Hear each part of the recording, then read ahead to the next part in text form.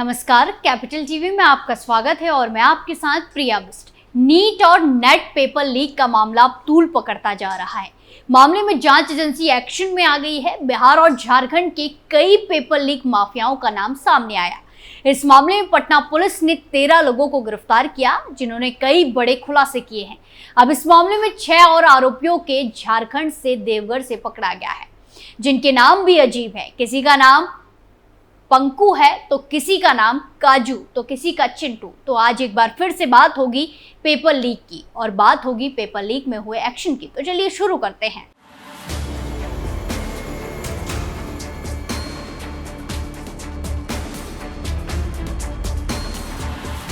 पूरे देश में नीट और नेट पेपर लीक मामले को लेकर बवाल मचा हुआ है।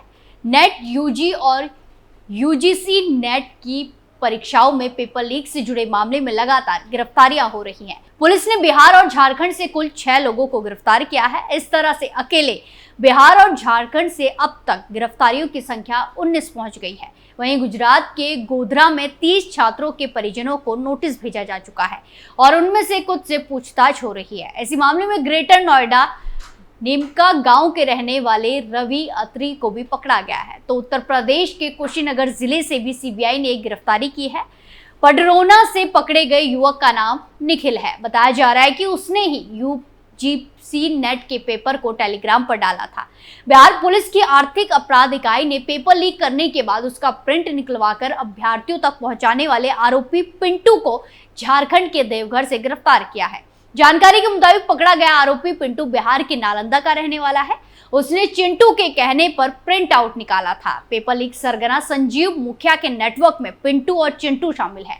चिंटू को भी देवघर से गिरफ्तार किया गया है। पुलिस के मुताबिक दोनों को खेमनीचक वाले सेफ हाउस के बारे में जानकारी थी।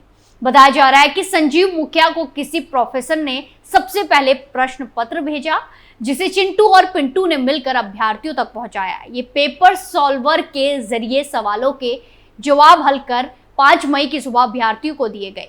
इसके अलावा काजू, अजित और राजीव को भी गिरफ्तार देवघर से किया गया है।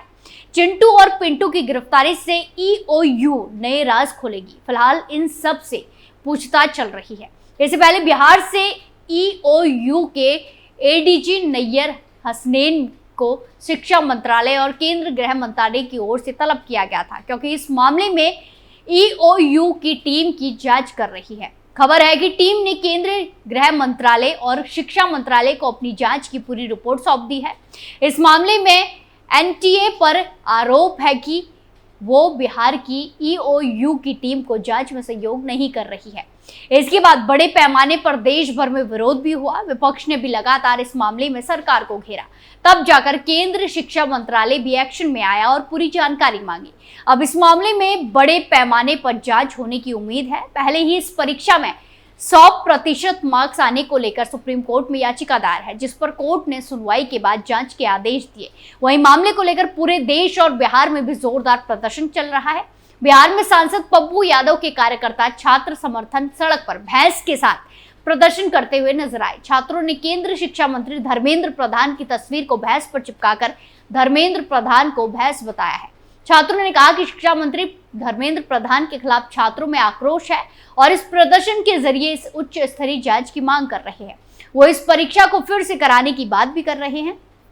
छात्रों ने मांग की है कि पूरे मामले की सीबीआई से जांच हो। ईओयू पर हम लोगों को भरोसा नहीं है। अब तक की जांच में ये बात सामने आई है कि सबसे पहले प्रश्न पत्र संजीव मुखिया को किसी प्रोफेसर ने मोबाइल पर नीट का पेपर भेजा था। Learn play school and boys hostel में पटना और रांची के एमबीबीएस स्टूडेंट भी मौजूद थे, जिन्होंने बतौर सॉल्वर नीट पेपर में पूछे गए प्रश्नों का उत्तर लिखा। ये आंसर उन अभ्यर्थियों को दिया गया जिनसे पैसे लिए गए थे। ईओयू ने पेपर लीक करने वाले संजीव मुखिया की गिरफ्तारी के लिए छापेमारी तेज कर दी है। पटना, नालंदा, गया, नवादा जिले की पुलिस को अलर्ट कर दिया गया है। नगर नौसा के शाहपुर स्थित संजीव मुखिया के पैतृक गांव में भी पुलिस की दबिश है। संजीव मुखिया के खिलाफ रिश्वत हार और कुर्की जब्ती की प्रक्रिया पर भी पुलिस आगे बढ़ रही है। कोर्ट से प्रक्रिया पूरी होने के बाद आगे के एक्शन की तैयारी है। संजीव मुखिया के कई करीबियों से भी ईओयू ने पूछताछ की है। वहीं आपको बता दें कि पुलिस इस मामले में अब तक कुल 19 लोगों को गिरफ्तार कर चुकी है। इस मामले में बिहार पुलिस पहले से 13 आरोपियों को गिरफ्तार कर चुकी है। इसमें Sikandar Yadavendu setter, Bittu Kumar driver, Ayush Kumar candidate, Akhilesh Kumar Ayush के पिता, Nilesh Kumar setter, Amit Anand setter, Roshan Kumar setter Amit का सहयोगी, अभिषेक कुमार कैंडिडेट, अनुराग यादव कैंडिडेट, अवधेश कुमार अभिषेक के पिता, रीना कुमारी अनुराग यादव की मां, आशुतोष कुमार सेटर अमित का सहयोगी, शिवनंदन कुमार कैंडिडेट के नाम शामिल है।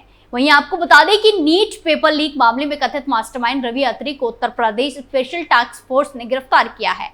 ग्रेटर नोएडा के निमका गांव के रहने वाला अत्री पहले भी पकड़ा जा चुका है। 2007 में अत्री के परिवार ने उसे मेडिकल प्रवेश परीक्षा की तैयारी के लिए कोटा भेजा था, लेकिन उसने 2012 में परीक्षा पास कर ली थी और पीजीआई रोहतक में दाखिला ले लिया। हालांकि चौथे साल में अत्री परीक्षा में शामिल नहीं हुआ और तब से वो पेपर सॉल्वर गैंग से जुड़ गया था। इसी बीच यूजीसी नेट 2024 परीक्षा गड़बड़ी मामले में दिल्ली की सीबीआई टीम ने उत्तर प्रदेश के कुशीनगर से एक युवक को पकड़ लिया है। पकड़े गए युवक का नाम निखिल बताया जा रहा है, जिसे सीबीआई टीम पूछताछ कर रही है, उससे आगे की खुलासे ले रही है। जानकारी के अनुसार निखिल ने भी यूजीसी नेट की परीक्षा दी थी। वो कोटा में रहकर तैयारी कर रहा था और करीब 1 महीने पहले निखिल कुशीनगर सिधुआ में आकर रह रहा था। निखिल ने यूजीसी नेट पेपर के कुछ अंश टेलीग्राम पर पोस्ट किए थे। इस बीच गुजरात के गोधरा में एक परीक्षा केंद्र पर शिक्षकों द्वारा राष्ट्रीय पात्रता प्रवेश परीक्षा स्नातक नीट यूजी की उत्तर पुस्तिकाएं भरने वाले लगभग 30 छात्रों के माता पिता उन्हें जारी किए गए प्रारंभिक समन में शामिल नहीं हुए हैं।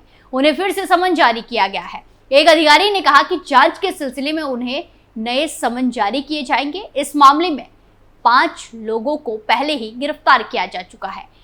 पंचमहल जिले के गोधरा में जय जलाराम स्कूल के शिक्षकों द्वारा भरी जाने वाली उत्तर पुस्तिकाओं की सूची में छात्रों के नाम थे। बता दें कि नीट यूजी की परीक्षा को लेकर विवाद उस वक्त शुरू हुआ जब 67 छात्रों ने 720 में से 720 अंक हासिल किए। नेशनल टेस्टिंग एजेंसी ने इसके लिए दोषपूर्ण प्रश्नों और कुछ केंद्रों पर पेपर वितरण में देरी के चलते ग्रेस अंक दिए जाने की जिम्मेदार ठहराया। हालांकि बिहार पुलिस की जांच में पता चला कि परीक्षा के पेपर को कुछ चुनिंदा परीक्षार्थियों को लीक कर दिया गया था। यह मामला अभी सुप्रीम कोर्ट में है। वहीं अब प्रधानमंत्री नरेंद्र मोदी की सरकार पेपर लीक के खिलाफ सख्त कानून लेकर आई है। 21 जून 2024 को मोदी सरकार ने लोक परीक्षा अनुचित साधनों का निवारण कानून 2024 को अधिसूचित कर दिया। पूरे देश में होने वाली प्रतियोगी परीक्षाओं में गड़बड़ी पर इसे नकेल कसी जाएगी। नीट और यूजीसी नेट की परीक्षाओं में गड़बड़ी के बीच public examination prevention of unfair means act 2024 के अस्तित्व में आने से उन छात्रों को राहत मिलेगी जो पेपर लीक की समस्या से जूझ रहे थे। फरवरी 2024 में ही इसे संसद में पारित कर दिया गया था। पब्लिक एग्जाम में अनुचित साधनों का उपयोग करने वालों को 3 से 5 साल की कैद और 10 लाख तक का जुर्माना लगाया जा सकता है। जिस परीक्षा केंद्र पर अनुचित व्यवहार पाए जाते हैं वहां परीक्षा आयोजित करने के लिए नियुक्त किए गए सर्विस प्रोवाइडर पर 1 करोड़ तक का जुर्माना लगाया जा सकता है। अनधिकृत संचार के माध्यम से परीक्षा के दौरान उम्मीदवारों की सहायता करना, कंप्यूटर नेटवर्क या अन्य उपकरणों के साथ छेड़छाड़ करने पर परीक्षा की अनुपातिक लागत भी ऐसे सर्विस प्रोवाइडर से वसूली जाएगी और उन्हें 4 साल तक किसी भी सार्वजनिक परीक्षा के संचालन से प्रतिबंधित कर दिया जाएगा। सेवा प्रदाता इकाई के वरिष्ठ अधिकारियों, निदेशक, वरिष्ठ प्रबंधन प्रभारी व्यक्ति को भी 3 से 10 साल की जेल की सजा और 1 करोड़ तक का जुर्माना होगा अगर वो अनुचित व्यवहार को बढ़ावा देने की किसी योजना का हिस्सा पाए जाते हैं। अगर कोई व्यक्ति या समूह जिसमें सार्वजनिक परीक्षा प्राधिकरण और सेवा प्रदाता शामिल हैं, परीक्षा के संचालन के संबंध में कोई संगठित अपराध करते पाए गए तो उन्हें 5 से 10 साल की कैद और कम से कम 1 करोड़ का जुर्माना देना होगा। अगर कोई व्यक्ति या व्यक्तियों का समूह कोई संगठित अपराध करता है जिसमें परीक्षा आयोजित करने वाली संस्था, सेवा प्रदाता या कोई अन्य संस्था शामिल है तो उन्हें कम से कम 5 साल की कैद की सजा दी जाएगी, जिसे 10 साल तक बढ़ाया जा सकता है। सर्विस प्रोवाइडर अवैध गतिविधियों में शामिल है तो उसे परीक्षा की लागत वसूली जाएगी। अधिनियम में परीक्षा से संबंधित गोपनीय जानकारी को समय से पहले सार्वजनिक करने और परीक्षा केंद्रों में अनधिकृत लोगों के प्रवेश पर रोक लगाई गई है। इन अपराधों के लिए 3 से 5 साल की कैद और 10 लाख रुपए तक का जुर्माना हो सकता है। सर्विस प्रोवाइडर अवैध गतिविधियों में शामिल है तो उससे परीक्षा की लागत वसूली जाएगी। नीट और यूजीसी नेट जैसी परीक्षाओं में गड़बड़ी के बीच ये कानून लाना फैसला बहुत बड़ा कदम माना जा रहा है। इस पूरे मामले में आपकी क्या राय है, कमेंट कर जरूर बताएं। स्पेशल स्टोरी में फिलहाल के लिए इतना ही, फिर पेश होंगे नए मुद्दे के साथ। बाकी तमाम खबरों के लिए देखते रहिए कैपिटल टीवी उत्तर प्रदेश। नमस्कार।